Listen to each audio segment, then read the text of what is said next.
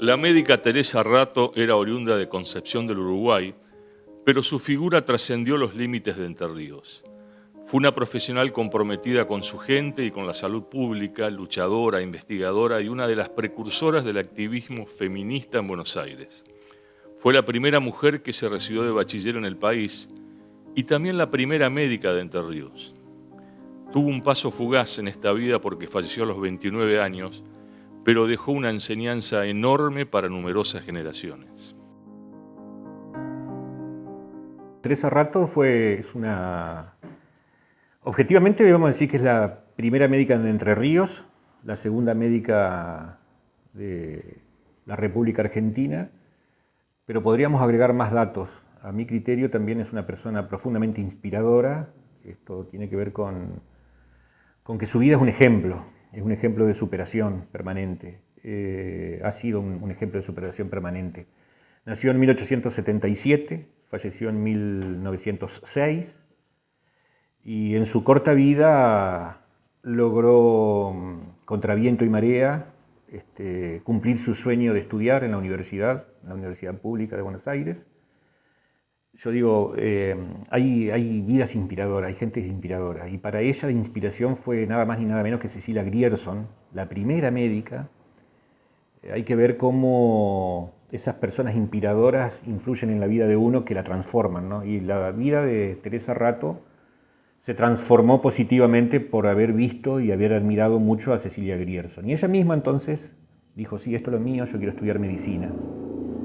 Pero tenía un pequeño problema, que había estudiado magisterio, era una maestra normalista, como se formaban las maestras normalistas anteriormente, con un nivel secundario, por supuesto que muy profuso, muy completo y muy rico en términos de conocimiento, pero por algún motivo le dijeron que no, si no era bachiller no podía ir a la universidad. Entonces, ¿qué hizo ella?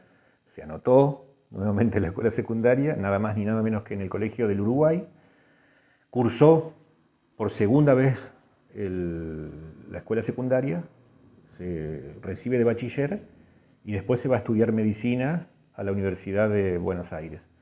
Es evidente que no pasaba inadvertida ella, porque su vida enseguida fue muy reconocida, su vida profesional en Buenos Aires, y tuvo una militancia muy fuerte, feminista y universitaria. Una figura muy representativa de fines del siglo XIX a nivel provincial y a nivel nacional, y yo diría que trasciende también otras fronteras de los perfiles de lo que han hecho las mujeres en lucha y en búsqueda de sus derechos y posibilidades, digamos. Teresa Rato, uno recorriendo los datos biográficos, lo primero que impacta es su muerte tan pronta, ¿no? 29 años, tan joven y tanto. A los 15 años, maestra normal. Al poco tiempo, después de una intensa lucha, digamos, logra ingresar al Colegio del Uruguay para hacer el bachillerato, que era el requisito para ingresar a la universidad.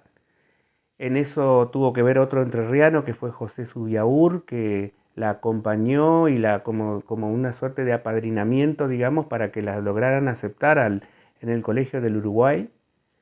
Y después, bueno, la carrera continúa en la Universidad de Buenos Aires con la carrera de medicina. Ella había nacido el 13 de febrero de 1877, es decir, remontémonos a lo que era Argentina y la provincia de Entre Ríos en esa época.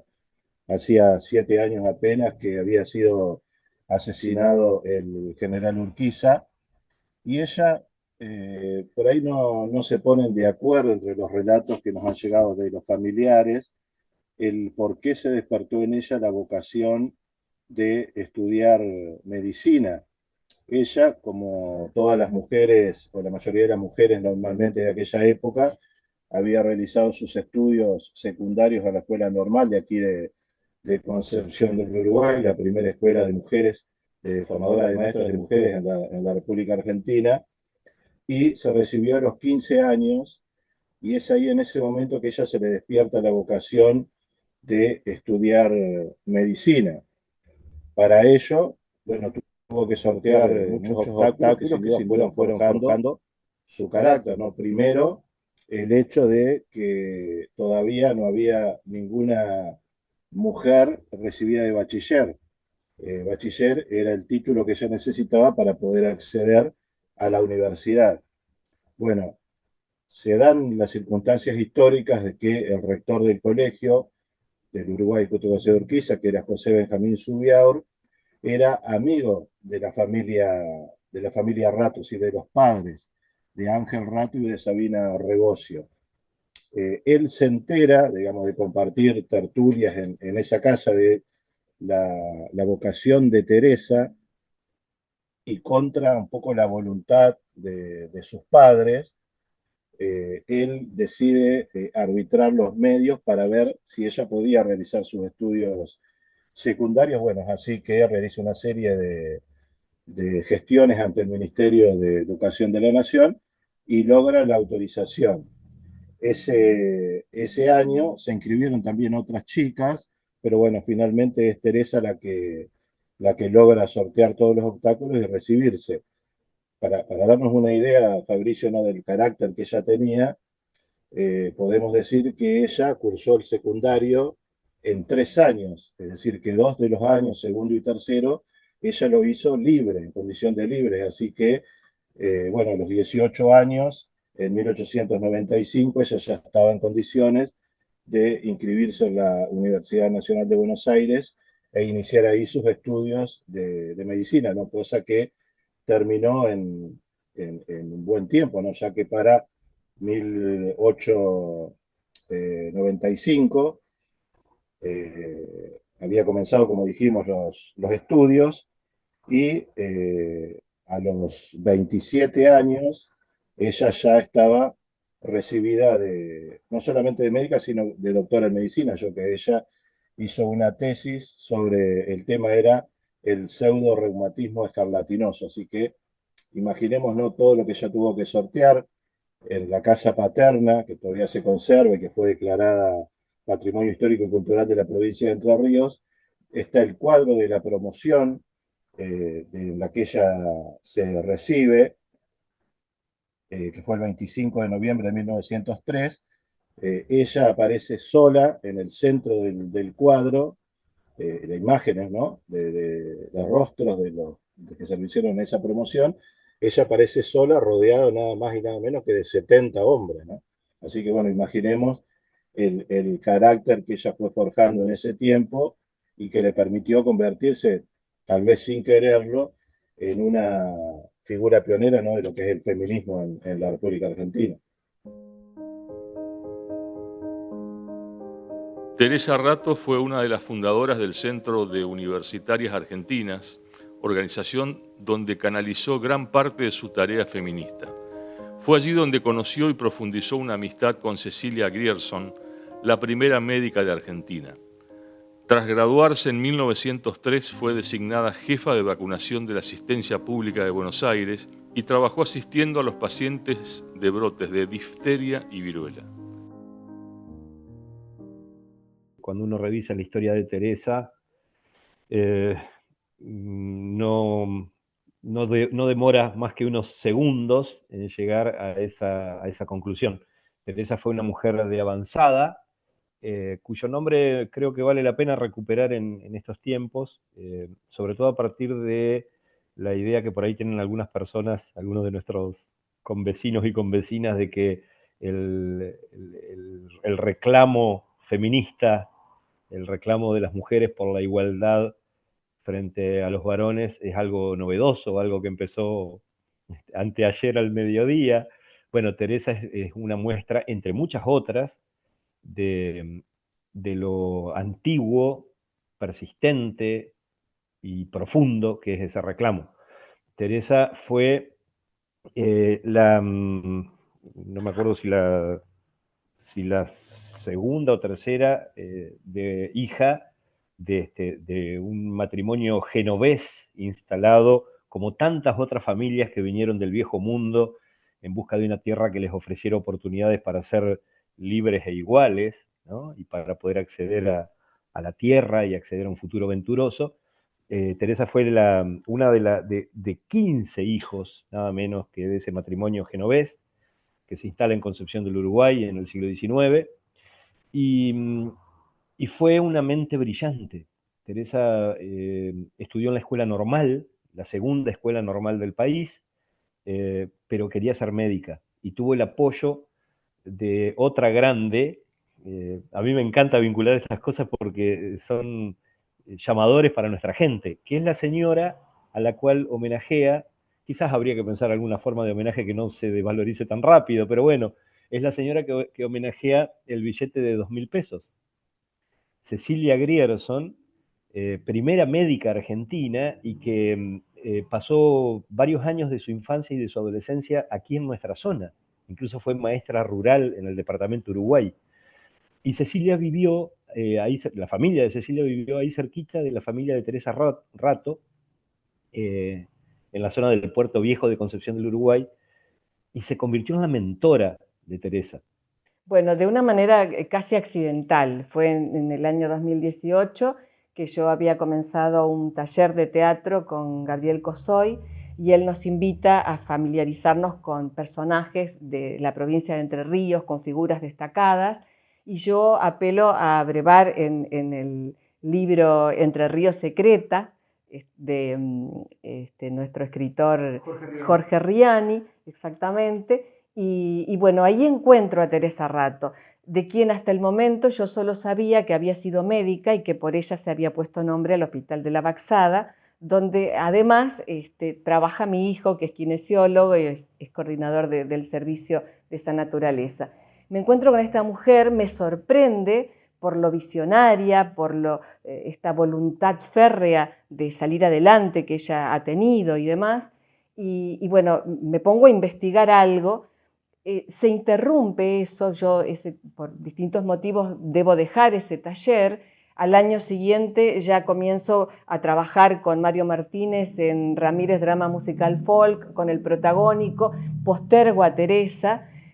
Luego viene la pandemia y ahí me reencuentro con este personaje, profundizo la investigación en un primer tramo y creo en ese momento lo que podría denominarse audiomonólogo o microteatro sonoro, y hago un trabajo de 13 minutos de duración donde aparecen cuestiones fehacientes, verídicas y otras ficcionales que yo creo que pueden llegar a ser verosímiles de la vida de Teresa, y construyo ese documento sonoro con la colaboración de Miguel Latuf, trabajando a distancia en pandemia, y subo ese material en ese momento a SoundCloud, a iVoox, que son plataformas que sostienen audios, y también los subo luego a Spotify. Y ese producto, esa producción se llamó Teresa Rato, médica sin tiempo. Sin tiempo precisamente porque es una mujer de una existencia muy fecunda que se ha convertido en una figura señera para nuestra provincia y para el país, y que sin embargo muere tan tempranamente a la edad de 29 años. La primer bachiller del país, la primer bachiller argentina, mujer del país, la primera médica de la provincia de Entre Ríos y la segunda a nivel nacional después de Cecilia Grierson. Y en ese sentido también yo creo que un clima de época en donde también había algunos personajes que eran progresistas y transformadores, Subiaur uno y Grierson también, que fue la que, digamos, se vio como reflejada su historia en Teresa, digamos, y no dudó en apoyarla tanto en Buenos Aires a lo largo de esa carrera, y después esos pocos años que ejerció como médica, ¿no? Es paradójico, uno piensa y se impacta con ese detalle, ¿no? Quienes buscan en su biografía encontramos que, bueno, de joven padeció tifus y que después, bueno, muere a causa de una peritonitis. Y esto hay que ubicarse a principios del siglo XX, fines del siglo XIX, del siglo XX. La ciencia no tenía tampoco tantas herramientas, ni siquiera los antibióticos existían, y estas enfermedades eran justamente, digamos, determinantes en la salud y en la supervivencia de las personas a lo largo de la edad, digamos. Y es muy común, digamos, que muchas historias de vida como esta se troncharon por cosas que hoy, visto en perspectiva, parecen absurdas, ¿no? Parecen absurdas. Más allá de ese dato, lo que hay que también rescatar de la figura de Teresa Ratto es que simboliza toda una época de proyección en Entre Ríos, porque ella nos remite justamente al normalismo en nuestra provincia, que fue justamente una línea pionera en la educación argentina, y el Colegio del Uruguay como siempre, digamos, marcando también líneas de transformación. Y en ese sentido, así como fue las aulas de distintos notables, digamos, políticos argentinos, también le aparece en este, digamos, horizonte dándole lugar a la mujer, ¿no? Aunque costó. Hay un hermoso trabajo de una escritora e investigadora uruguayense que se llama Laura Erpen, que cuenta esa historia. Y bueno, Cecilia, como primera médica, fue la que inspira y moviliza a Teresa para que se decida a seguir su vocación, su convicción. Ella quería ser médica, pero debió enfrentarse a una serie de obstáculos que en la época parecían insalvables. El primero de esos obstáculos es que, si bien ella había egresado como maestra de la Escuela Normal de Concepción del Uruguay, y además con notas brillantes y con amplio reconocimiento de quienes habían sido sus docentes, ese título no le servía para ingresar a medicina. Necesitaba título de bachiller. Entonces inicia los trámites para entrar al Colegio del Uruguay, al colegio que había fundado Urquiza en 1849, institución extraordinariamente pionera también en el país, ¿no? Primer colegio laico del país. Pero seguía siendo un colegio eminentemente androcéntrico, un colegio machista, solo varones estudiaban ahí. Teresa tuvo la suerte de encontrarse con un rector que fue muy progresista, muy abierto, José Benjamín Subiaur, paranaense de nacimiento, pero que desarrolla prácticamente toda su vida en Concepción del Uruguay, quien asume la defensa de la posibilidad de que Teresa estudie. Entonces yo trabajo esa idea de ese sin tiempo y trabajo con el simbolismo también de su trenza renegrida, porque ella padeció tifus, porque hubo que cortar su cabello, o sea, sufrimientos múltiples. Y luego ese producto sonoro, a raíz de que voy encontrando en la investigación que fui dándole continuidad, también lo convierto en una versión videográfica que luego yo subo a YouTube también, al canal que está a mi nombre y que tengo en ese sitio de streaming, y aparece como Teresa Ratto, médica sin tiempo. Luego se interrumpe esto, bueno, vuelve la segunda puesta escénica de Ramírez en el 2022, si bien digo, en el 2022, 2021 también empezamos, retomamos 2021 y 2022 e hicimos giras por la provincia y yo me vuelvo a alejar de Teresa, pero Teresa es como que se me reaparece por distintos motivos y yo vuelvo a ella y había participado sí en 2 concursos, como dije, con esa primera obra, esa primera y segunda versión que yo hago de Teresa, y en el 2023 termino de escribir, después de investigar mucho más, porque también, bueno, ella fue declarado por el Honorable Senado de la Nación el año de Teresa Ratto, porque Teresa se doctoró en medicina, porque fui teniendo más datos, porque incluso se comunicaron conmigo también a raíz de Laura Erpen, por ejemplo, hizo tomar contacto con la sobrina de Teresa, que fue la que mantuvo sus vestidos, sus recuerdos, sus cartas, y a raíz de que yo había subido ese material de audio a redes también, como Facebook en su momento y demás, me escriben sobrinas nietas y voy teniendo más datos y abrevo en eso también, profundizo y doy la tercera producción literaria definitiva, creo yo, de lo que es la obra teatral para 3 personajes, Los Pasos de Teresa. Los Pasos de Teresa en 2 sentidos. Primero porque fue muy fuerte imaginándola como aparece por ahí, creo que también en algunas producciones literarias, esos pasos de mujer en sitios caminados por hombres, ¿no? Creo que fue Riani el que pone justamente esto de los taquitos de Teresa, ¿no? Como mujer caminando por esos pasillos de la Facultad de Medicina, donde todos eran hombres. Hay fotos de ella, incluso de egresada, como la única mujer, ¿no es cierto? Y además los pasos en el sentido simbólico, cómo ella, desde jovencita, tuvo tan claro cuál era su objetivo, que él era ser médica, y que pudo luchar contra todo eso, porque para ingresar a medicina se requería ser bachiller, y ella se había recibido de maestra. Entonces, bueno, empieza toda una lucha denodada que en principio ni los padres entendían demasiado, que ella, pese a tener ya su secundario hecho, decide hacer otro secundario para poder obtener el título de bachiller y llega a convertirse en la primer bachiller mujer a nivel nacional.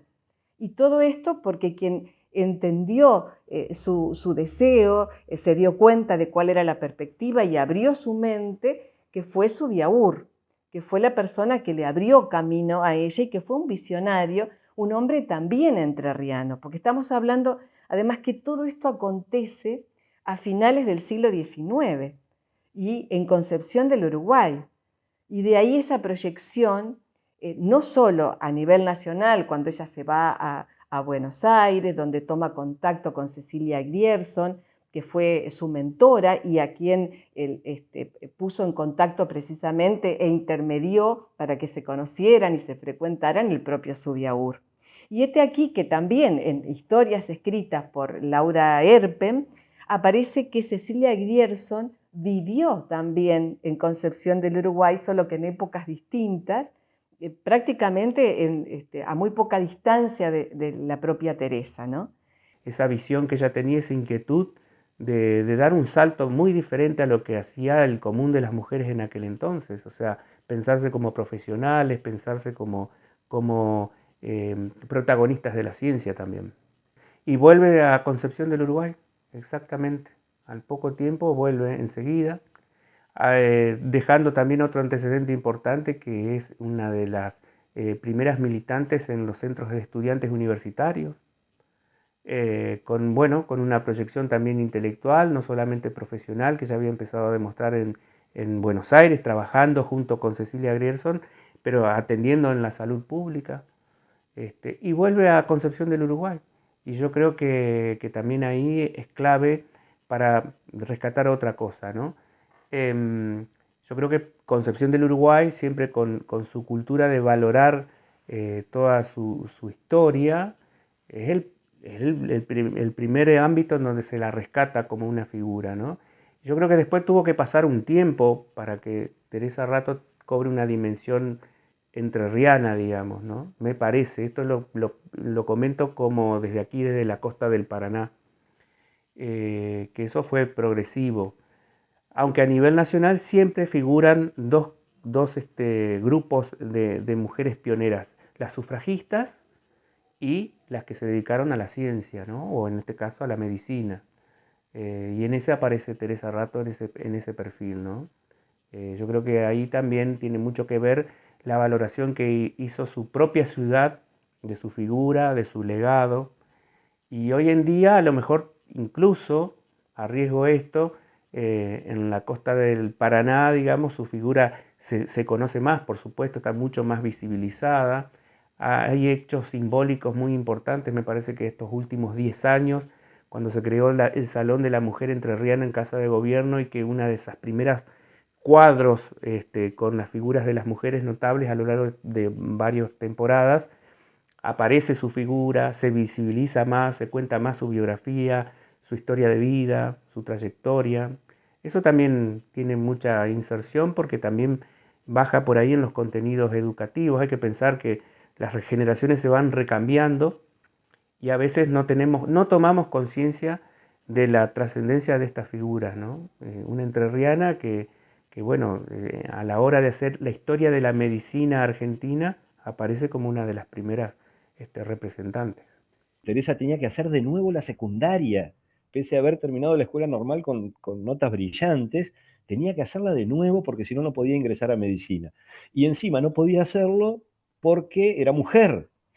Entonces Subiaur asume su representación y empieza a discutir epistolarmente con el entonces ministro de Educación, argumentando y contraargumentando y mandando notas y circulares hasta que logra que la aprueben, que le permitan entrar al colegio. Entonces Teresa hace la secundaria de nuevo, están los registros de Teresa solita entre todos varones, con una cara de bastante frustración, porque seguramente debe haber sido muy, muy tremendo tener que atravesar todo eso de nuevo.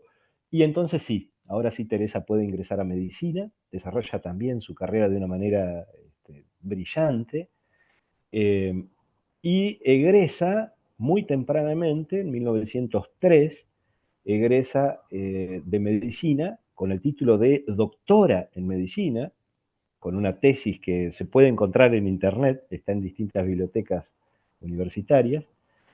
Y uno de los documentos muy curiosos que se conservan del bagaje de cosas de Teresa es el menú del agasajo que le hicieron, en donde los platos que integran el menú están descritos con muy buen humor, canapés a la entrerriana, no me acuerdo qué otro plato es, a la feminista, porque sí, ellas se identificaban como feministas.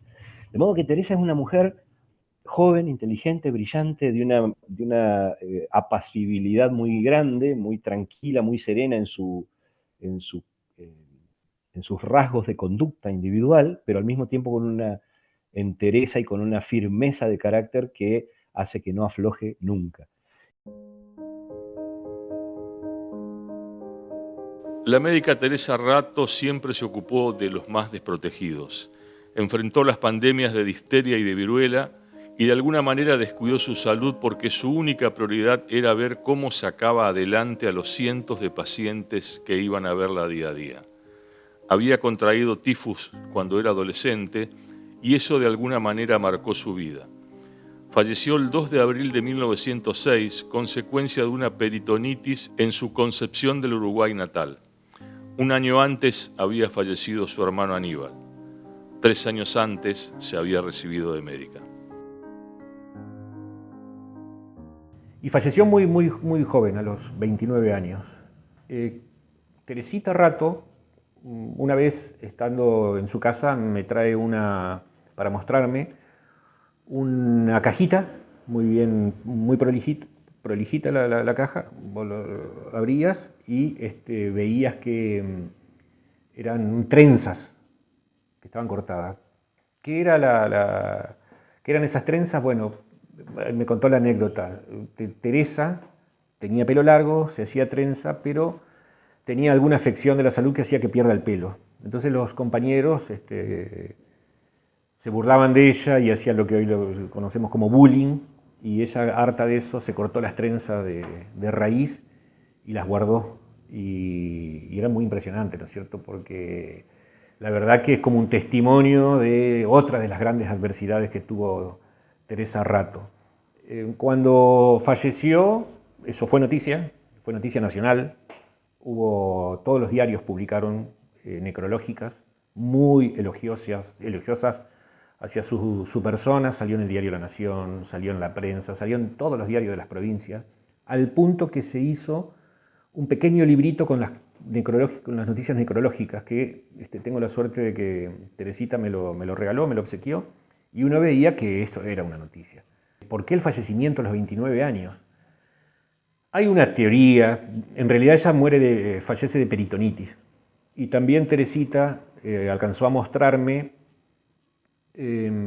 cartas de colegas que le decían que se vaya a Buenos Aires a operar, que ella sabe que eso es reversible, digamos, se podría revertir la situación, y sin embargo ella no lo hace. ¿Por qué no lo hizo? No se sabe. Ella se llevó el secreto a la tumba.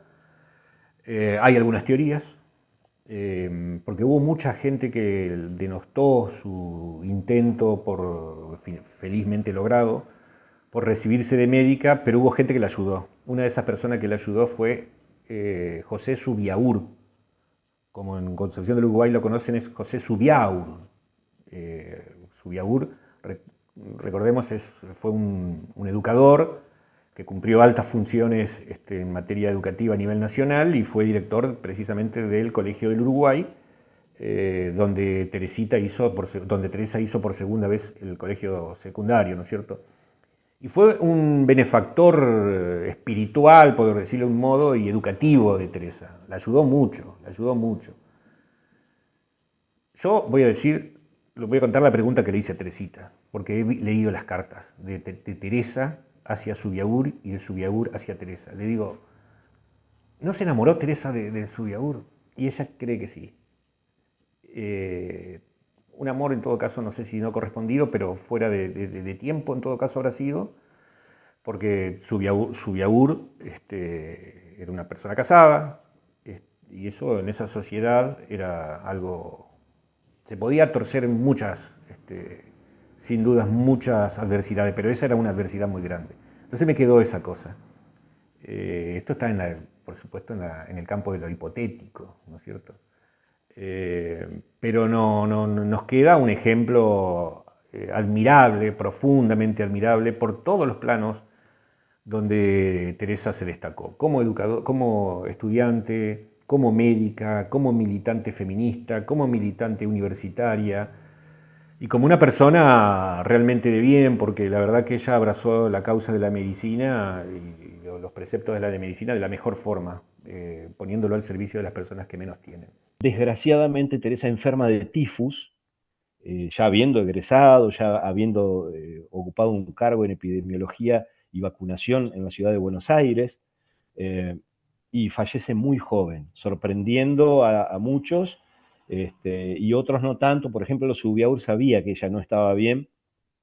Zubiaur, que mantuvo con ella una amistad constante, Zubiaur y su familia se transformaron en parte de la familia de Teresa, registra que a Teresa le impactó mucho la muerte de su hermano, de uno de sus hermanos al que ella quería mucho, Aníbal, y que como que a partir de ahí se empezó a agravar su situación, y vuelve a Concepción del Uruguay para pasar sus últimos momentos de vida, y muere muy joven, a los 29 años, dejando atrás un paso fulgurante por la vida, muy breve, pero fulgurante, porque no solo fue la primera médica entrerriana, doctora en medicina además, sino que además fue fundadora del Centro de Universitarias Argentinas, una agrupación feminista que procuraba impulsar que las mujeres accedan a la universidad en una época en la que eran muy poquitas las que accedían.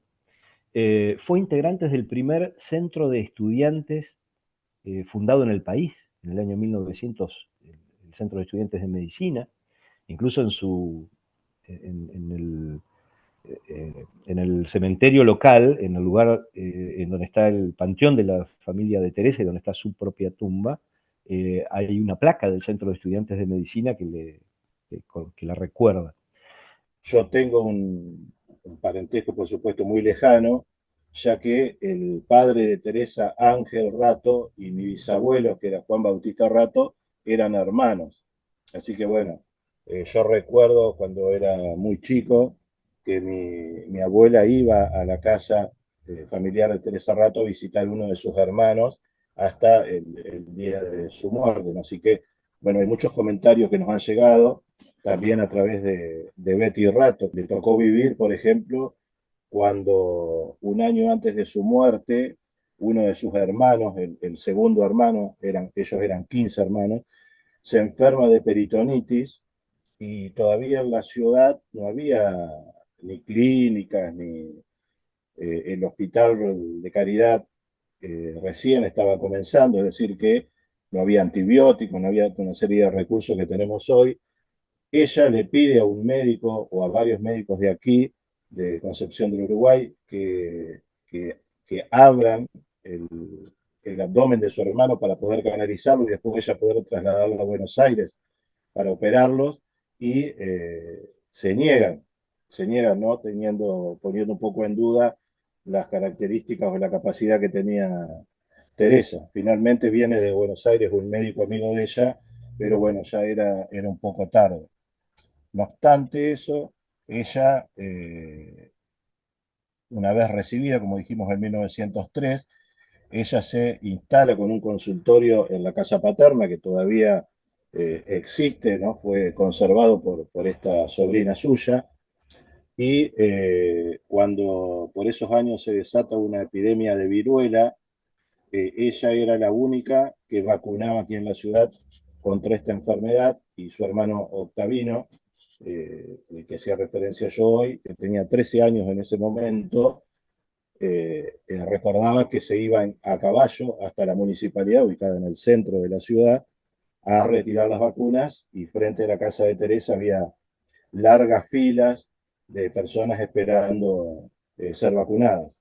Y Teresa, que se familiariza con las mujeres de esa época, con ese feminismo en ciernes que aparecía en la Argentina, con Julieta Lanteri, con la propia Alicia Moró, que iba a ser después luego Alicia Moró de Justo, y mujeres que iban egresando de filosofía, que venían también de tener dificultades para poder instalarse en una facultad, pero que participaron activamente en el centro de estudiantes y que hacían reuniones entre mujeres haciendo círculos profesionales.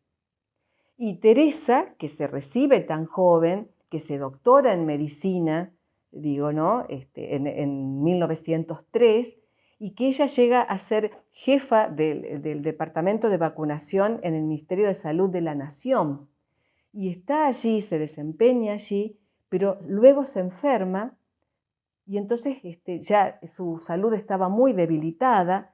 El haber padecido esa enfermedad de jovencita había dejado su cuerpo bastante maltrecho, y ella se vuelve a Concepción del Uruguay e instala el consultorio en la propia casa de sus padres, y además le permiten a ella seguir ejerciendo como estar autorizada, era la única autorizada para vacunar, la vacuna oficialmente suministrada, ¿no? Y en ese entonces quien la acompaña y quien la ayuda a buscar las vacunas era su hermanito menor, Octavino. Circunstancias todas que aparecen también en esta obra teatral que yo quise poner en escena en el 2023, que por obstáculos diferentes no había podido, y que estoy retomando precisamente ahora en el deseo de llevar adelante ese proyecto que actualmente está trazado con una posición de mínima, de media y de máxima, ¿no? Disruptivo. Y la verdad que casi como de ficción, si uno lo piensa en ese momento. Un universo de hombres en todos los planos. Y un tiempo político también, político en el sentido también ligándolo a lo social, protagonizado por hombres. Fíjate vos que ella nace en 1877, una década, digamos, que en la historia de Entre Ríos era muy violenta, o sea, estaba intervenida por Buenos Aires en el marco de las rebeliones jordanistas, había un clima de guerra civil, entonces, bueno, el enfrentamiento armado, la política de los caudillos en retirada y de los primeros por ahí políticos que venían a representar ese nuevo plano a partir de la generación del 80, ese era el clima de época. Como mucho, como un relato muy rebelde o en todo caso moderno, tenías la novela Juvenilia de Miguel Cané en esa historia de lo que pasaba en el Colegio Nacional, como algo revolucionario. Y fíjate vos que ese era el contexto en donde, digamos, la lucha de mujeres solitarias en ese sentido aparecían bregando por sus derechos. Muy conscientes de algo que pasaba también en el mundo. Paralelamente en esa misma época, estas cuestiones pasaban en Estados Unidos, en Europa, entonces de las mujeres bregando por sus derechos. En cuanto a ocupar lugares en la sociedad con mayor protagonismo, en esto que yo te decía, en rubros académicos, profesionales. Fíjate vos que todavía en las primeras décadas del siglo XX, lo máximo que se le reconocía a las mujeres trabajando en salud eran las voluntarias de enfermeras en la Primera y Segunda Guerra Mundial. O sea, todavía eran, aunque pasaron décadas después de estas mujeres, digamos, el protagonismo era relegado, no era muy reconocido, ¿no? O las mujeres reemplazaban a los hombres en las fábricas porque se iban al frente de guerra. Todavía tenía que pasar todo eso Y antes ya estaban estas miradas, digamos, transformadoras, como te decía, muy poco comunes en ese espíritu de época. Estamos hablando, yo te diría que tomamos conciencia con las sufragistas a comienzos del siglo XX, ¿no? Y sin embargo, Teresa Rato, Cecilia Grierson, son mujeres del siglo XIX todavía, son de ese tiempo. O sea, fíjate vos el adelantamiento que tenían. Porque en realidad lo que me gustaría sería poder publicar esa obra, ya sea en un libro o una publicación digital, que esto pueda llegar al Consejo General de Educación y que se distribuya en nuestra provincia, que pueda ser llevado a escena y eventualmente luego hasta poder ponernos en contacto con el Hospital de Clínicas, que ha creado un museo para aquellas mujeres y hombres que fueron señeros en la medicina, y hay elementos de ellos, y si lo podemos hacer coincidir a este proyecto con una subvención estatal, pero privada también, o privada, que se podría llevar adelante, porque es algo que puede interesar a la sociedad italiana, por ejemplo, a la Federación Médica o al Círculo Médico de Concepción del Uruguay. Los reconocimientos a Teresa Rato llegaron décadas después en diferentes puntos de la provincia, tanto en Concepción del Uruguay como en Paraná, donde el Hospital de la Baxada lleva su nombre a propuesta del periodista Jorge Riani. En varios espacios se fue resaltando su figura y no hicieron otra cosa que concretar un poco de justicia en esta historia. Cada uno de estos sucesos, cada uno de estos hechos marcó en buena medida esa singularidad de Teresa Rato, de esta entrerriana pionera y audaz, y además a la vez serena y tranquila, que tenía claro, como lo tenían claro muchas de aquellas mujeres con las que ella frecuentaba, Cecilia Grierson, Julieta Lanteri, Alicia Moró, que eran otras médicas con las cuales compartió Teresa, tenían muy claro ese compromiso con su género. Ellas eran de las poquísimas mujeres que habían llegado, que habían, con mucho esfuerzo, habían podido sobreponerse a los obstáculos que les interpuso la sociedad patriarcal de verdad, no como hoy, que ha cambiado muchísimo en ese sentido.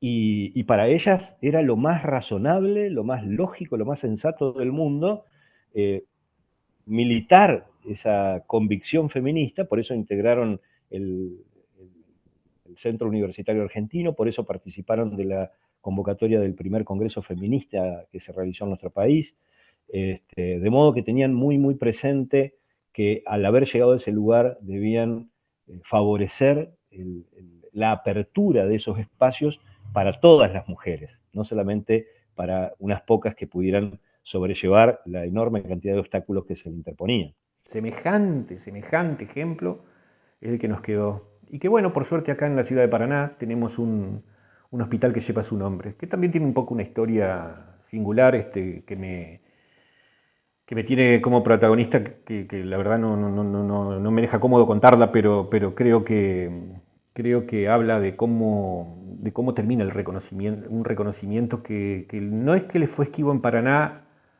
por otra cosa más que por ignorancia. Nosotros no conocíamos quién era Teresa Rato, ¿no? Lo conocemos, en mi caso particular, porque bueno, yo tenía mucho contacto con Concepción del Uruguay, con colegas periodistas de Concepción del Uruguay, concretamente uno de ellos, Américo Schwarman, que empieza a contar la historia, la contó incluso en la revista Análisis, la contó, y ahí dijimos, wow, qué historia esta. Y es ahí donde yo empiezo a tomar contacto con Teresita, a través de Laura Erpen, que ha sido una amiga, digo ha sido porque Teresita falleció, y en el caso de Laura ha escrito sobre Teresa Rato, se ha interesado mucho también sobre su figura. Y bueno, cuando se armó el hospital de la Baxada, no tenía nombre. Yo también en ese momento por la revista Análisis hice una nota, pero una nota de actualidad, ¿no es cierto?, sobre este hospital que se venía. Y dialogué en ese momento con quien era ministro, Carlos Ramos, ministro de Salud de acá de la provincia de Entre Ríos, Y me acuerdo que le pregunté, ¿tiene nombre? No, no sabemos todavía qué nombre. Y le digo, ¿por qué no le ponen Teresa Rato? Le digo, si no sabes quién es, no te preocupes porque no es muy conocida en Paraná, y le cuento la historia. Y le doy un libro, porque yo esta historia la escribí en el libro Entre Ríos Secreta.